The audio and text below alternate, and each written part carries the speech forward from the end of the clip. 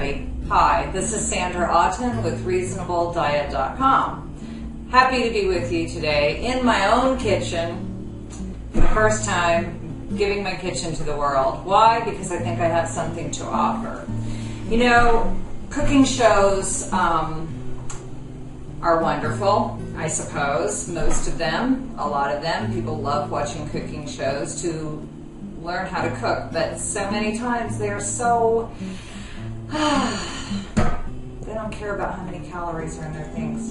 They say they do sometimes, and occasionally they throw one in, but my deal is I like cooking as low calorie as I can all the time when I'm at home. If I can make it taste good, really taste good, and have it be low calorie. I have some other goals with my diet. I'll tell you what they are in a second. But if I can have that, then I can spend all my indulgence calories on when I go to someone's house, or I really, I'll go out to eat or whatever. I don't have to worry so much in those other times if I've learned how to cook low calorie at home, and it satisfies me most of the time. I try to be as much as possible local, organic, and mostly cooked at home and calorie appropriate. In my ideal world, that would be my diet. Why? So that I can have whatever indulgences I want when I want them, and I don't have to feel guilty about them. So I'm going to attempt to bring a series of programs to you that are about how to cook healthfully at home, low calorie. Not always organic, that isn't always possible. Not always locally grown, that isn't always possible. But definitely easy, fast, that's my main thing. Fast and easy. And you know what? Cheap doesn't hurt either. So today I'm just going to show you how to make a basic vegetable chicken stock so that you can use it in soups or other recipes.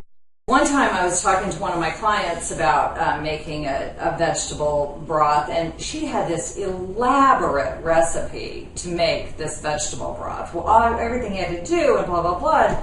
It's like, I was like, who would ever do that? You're just gonna, mine is like the total other end of the spectrum. So let me tell you what it is. I throw all my vegetable scraps in the freezer. And then I take my chicken that I have a carcass of, and I put it all together in my slow cooker. So right now I'm going to just go over here and pull out my vegetables. Show you my bag of vegetables that has been gathering in my freezer. Check this out. It's kind of pretty just by itself. Oh, and you open the bag and it smells so good.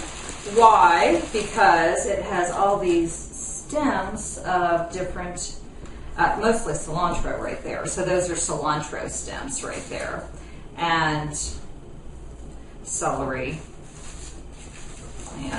heart, and pepper tops, and another pepper top, and a cabbage, parts of a cabbage, and red onions, and carrot tops, and even just onion skins go in there. So it doesn't have to be edible. Obviously, I didn't want to include it. Ooh, that's an oregano stem from when I had fresh oregano.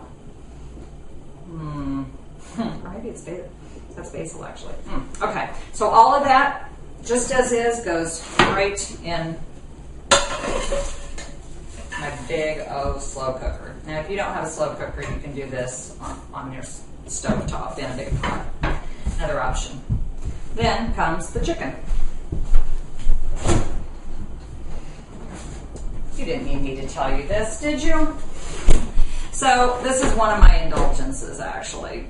Not like a calorie indulgence. It's fine calorie-wise, but you know what? It isn't locally grown. It isn't locally raised. It's just a chicken that I buy at the grocery store once a week. I buy myself a chicken completely already roasted. I eat the breast off of it. My husband eats the thighs and legs.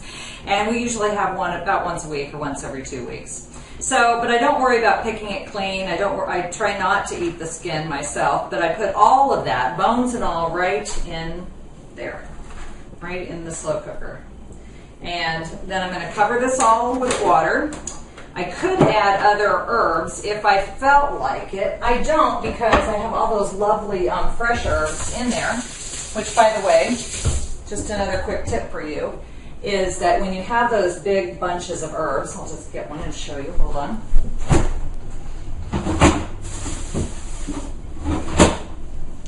Like when you buy cilantro like this is kind of intimidating. That you, like, who would use that much cilantro before it goes bad? Well, as soon as you get it home, just pick off the leaves you're going to use. Don't worry about all the little leaves and every little thing, because you're going to use it in your stock, right? So a great way to make buying herbs less intimidating is to know that if you don't use them all, you can put them right in your stock bag and they won't go to waste, right? All right, fill it with water. What else do I want to tell you about this? So I could add any other herbs, and I could add salt and pepper. And I will add salt and pepper, actually. Pepper is fresh ground pepper is just a mainstay in my house. If you don't have a pepper grinder yet, you really ought to get one, because fresh ground pepper makes the world a difference. You know, I didn't quite fill that up enough, but I'll do that a little bit later. I will cook this about 6 hours on high. And then I'll take it and use my big old colander. Do you have a big old colander? My mother-in-law gave me a bunch of big old colanders. She had a collection. So I have these lovely old antique ones. And so when I'm done with it, I'll just drain it and strain it all in here. Catch all this stuff. I'll be left with the broth. And I'll be using it to make real vegetable soup, cooked with real vegetables, or borscht, or tomato basil soup, or just anything that calls for chicken or vegetable broth. You'd be able to use it for. What did I want to tell you? Oh, pepper grinder, right. So if you don't have a pepper grinder, you need to get one, because lovely little addition. I can't believe how long I lived without some things.